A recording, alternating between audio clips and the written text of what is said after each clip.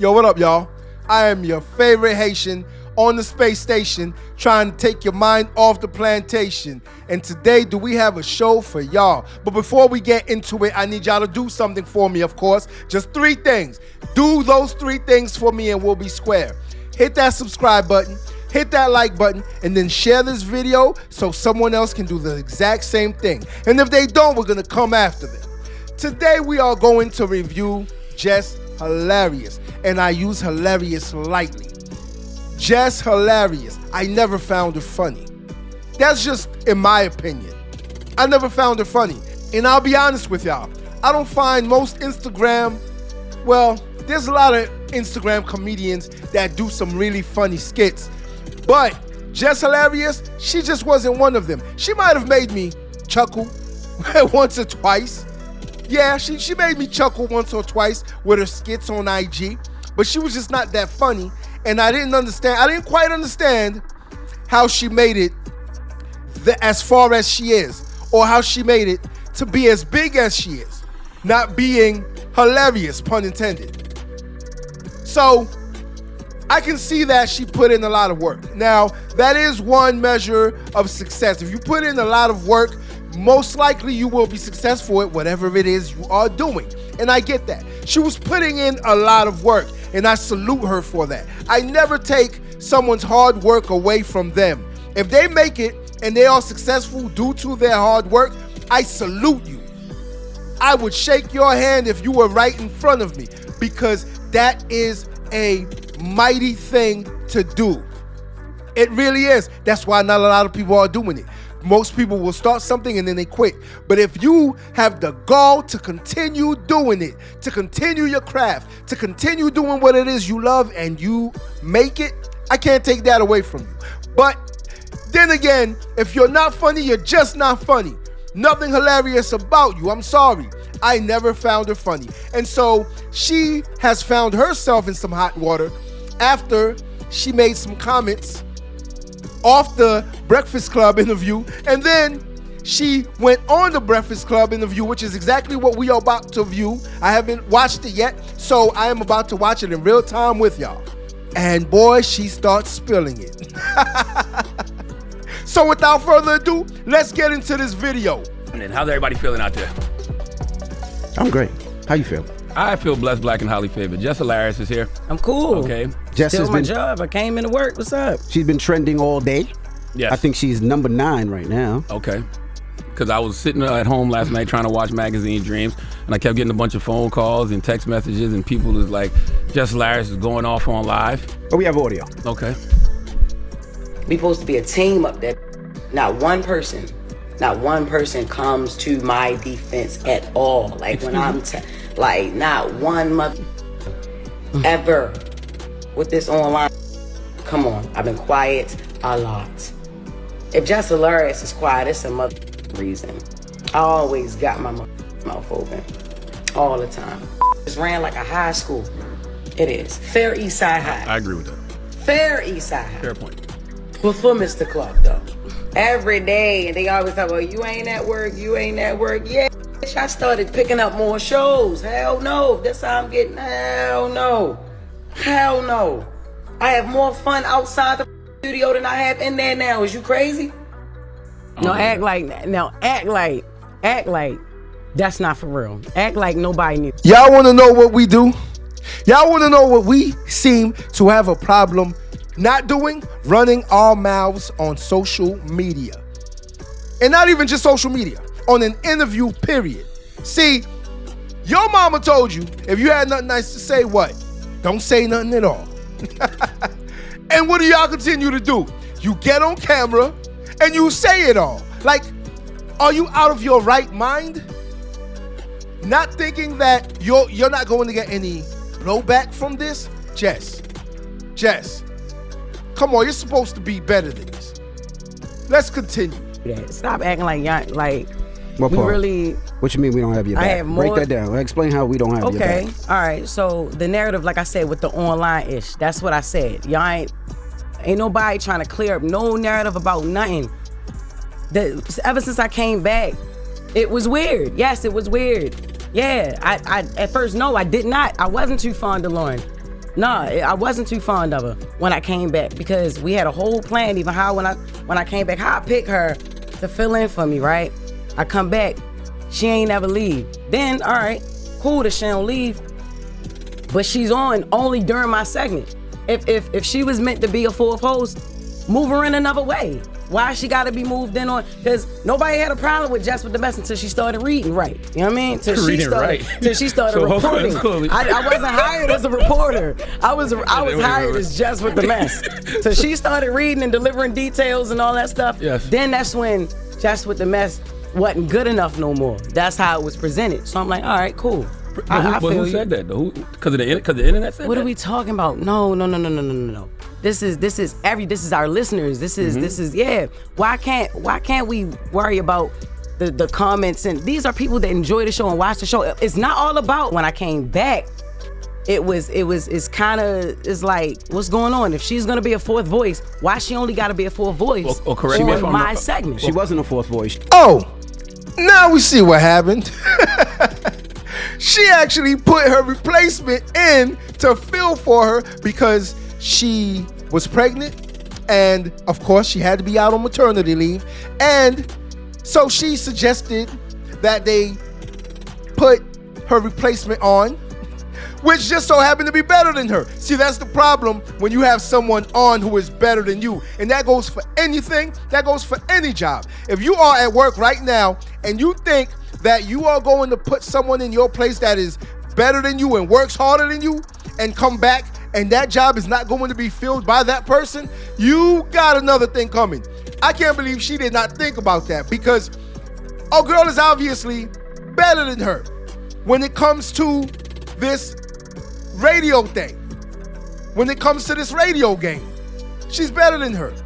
So her replacement was put in place by her. She can't be mad. She was a producer. She was hired as a news producer to help with getting all news and doing interviews. She was going to be the senior news producer. She wasn't on there. When you came back, Lauren was not on air. She was in the back doing questions, sending interview questions, reporting the news. Am I lying? I thought you was. I thought she was on air. She was on air. They told her don't step in this room. Yes, but I thought you was using her on purpose.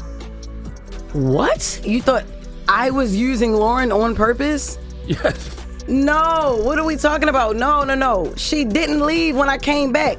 The first day we had a whole situation like, all right, look, this was gonna happen. And when it's time for us to roll, it changed. No, the first question was about, the only person who asked me about my baby maternity leave was Envy. All right, I walked in, she addressed the hate in the comments. That was the first thing she addressed. When I came back, I'm like, what the hell would make her want to think I want to talk about that? Y'all talk off air though, right? So yeah. We started talking off air. We started to But I'm talk saying even off prior air. to you even coming back. So then I felt uncomfortable that first day. So I'm like, all right, look. Thea was like, all right. Well, we'll just take her off air. She was back the next week. All right, cool. Because there was a voice. Y'all wanted her on air. There was a voice. They wanted her there. They wanted her here. There's a place for Lauren in the show. All right, cool. If there's a place for her on the show, you wanted her let's here do too, it though. Another way. Yeah. Because you said you wanted to change the segment from Jess with the Mess to the Lauren. That was eventually. Okay. Even when it came down to it still being called Jess with the Mess, and then I'm introducing her to introduce stories. That was pointless and it was stupid. It's no Jess with the Mess. Just make it Brown Girl Grinding or Lauren with the latest or Lauren's Legal Corner. I'm giving ideas. I'm like, yo. I even with the Taylor, change that. Take that Jess with the Mess off of there. I feel like I'm getting credit for something I'm not doing, and it's stupid because this is not what she does. Is not Jess with the Mess. I read headlines and I give commentary. I say what people thinking. I agree. Can I ask a question? You know what I'm saying? Yes, she's more of a reporter. She's journalism. Can I ask a question? What? Why didn't you wear the do-rag this morning?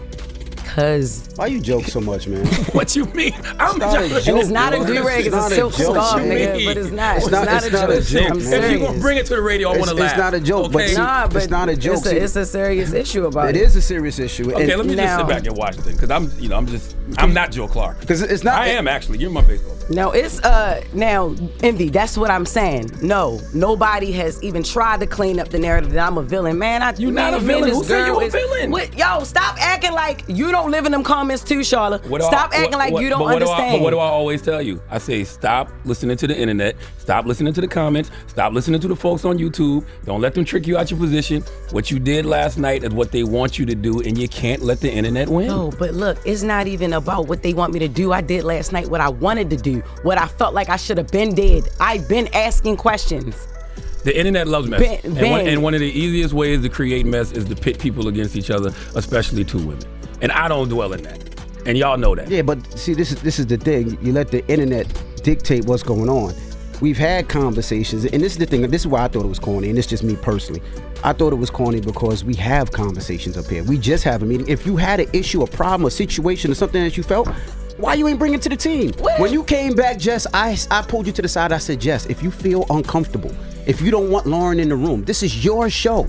We can make that the change whenever you want. Did I not say that to you? Yeah, you did. I didn't just hear that right. I didn't just hear that correctly. You didn't either. Nah, we're both tripping. We're both tripping. Yeah, I did not hear him just say that he pulled her to the side. You heard the same thing I did. I'm not even going to repeat it because that is crazy, right? Right. He pulled her to the side and had a conversation with her. And Envy is right. He's right about that. Why take it to the internet and put it out there for the world to hear instead of coming to the team? Instead of you come to the team when it comes to anything else. You come to the team when it comes to anything else. You go to them and y'all discuss it from what he's saying. But instead of discussing this, you take it to the internet because everyone is chasing clout, y'all. We know this. You know this. Everyone will put their business out there for clout. It could be their darkest, deepest secrets. They are going to put it out there for clout. Clout is a powerful drug. That is the new age drug, if you did not know. Clout. Yes, it is the new age drug that everyone is hooked on. And when I say everyone, I'm talking about everyone. From that little 5-year-old that's got that iPhone that's taking pictures already to the 50, 60-year-old that's thirst trapping on IG because she still needs some attention. Everyone's chasing clout. And that's exactly why Jess took it to the internet and she didn't bring it to the team directly, because they could have discussed this off camera. Even though right now I'm sitting here thinking and watching the video with you like, wait a minute. These people are actually sitting down in front of mics and they're just having a conversation and it's being recorded, and that's what they get paid for. Now you tell me you can't do the same thing, but that's for another video. Now, that's all they're doing. They are literally putting their business out there online, on the internet, on radio. That's exactly what they're doing. They're not doing anything else but the same thing that she did the night before this interview. Let's finish this video, and then I will get back to my commentary and let you know exactly what I think about this entire thing. It is not about wanting her in a room, yo. It's about the segment. Like it was like y'all. Have that conversation y'all wanted off her. air. If you had a problem, say it to us. We had a meeting conversations yesterday. Off air. What not is we like talking that. about? Not like nobody having my back, because we have your back. As far as the Corey Holcomb thing, y'all been beefing for 11 years. I'm not worried about it's not even about you. You're worried about comments, and you're worried about what people say after. I'm worried about the perception and my reputation up here on the show. They've been ishing on me for 15 years. They've been ishing on Charlamagne for 15 years. But that's on you. And the things that people ish on me for is on me. I don't let it affect me because I know who I am as a person. I don't give a F what them people say in the comments. Oh, come on. I know who I am. I know what I do. You let them people get in the comments and F with you. You're great at what you do. Everybody simmer down. Like, you a dope. She's very you dope. let them people piss you off. No, F them niggas. You nice. Like, what you do is funny. I tell her that all the time, on air, You brought off that air. energy that we needed to the Breakfast Club. Yeah. And you let a bitch ass person in the comments say something to steer you up. I tell you, F them niggas. We don't even know who these people are. They could be bots and all that. But, and we doing it on air when we could have did it behind the scenes. Like, I F with you the long way, not on some internet-ish. And to hear that through there, that was whack, man. It sounds very light-skinned. Now, DJ Envy had a point. He had a point. I was with Charlamagne too when he was talking about not pitting a woman against a woman. He's not about that life. I'm not about that life either, because we shouldn't be warring. How are we supposed to progress as a people if we are warring, right, with one another? Man versus man, woman versus woman, man versus woman. It's not supposed to be like that. We are supposed to work together. So I can see exactly where Charlamagne is coming from with that. Now, DJ Envy took it even further because he's really mad. You can tell he's really mad about the fact that she did not come to him directly. She did not come to him, mano a mano. Let's talk about this in person and then see if we can solve the issue or solve the problem, come up with a solution. But she didn't do that. She took it straight to the internet. And like I said, everyone is clout chasing nowadays. Everyone is trying to get some clout. They don't even care about the money. Even though we know that money comes with clout. Even though we know that clout comes with the bag. Yes, if you have clout, trust and believe, you better know how to monetize that, how to make a profit off of that. Don't be one of those suckers that is just chasing clout for no reason. And once you get it, you're just happy that you're known. No, you better learn how to make money off of that clout. You better learn how to invest, do something, but don't be a dummy. Now, DJ Envy, he was absolutely right about her allowing someone in the comment section to get at her. Now, y'all know I have the segment called Comment Hater. We're up to part 3. I have a third part coming out for y'all. But we all know that people will get in the comment section and do what? Hate. That's what they'll do. Because that's what they were born to do. They're haters. They don't do nothing else. And if you allow someone to get in your comment section, get in your head because that's exactly what they want to do. Now, you have to learn how to separate the comment section from your video from who you are.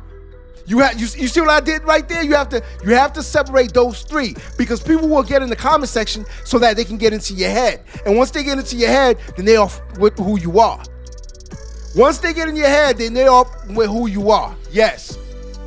So you have to separate the 3 and learn to keep them separate. Jess didn't do that. She got very emotional.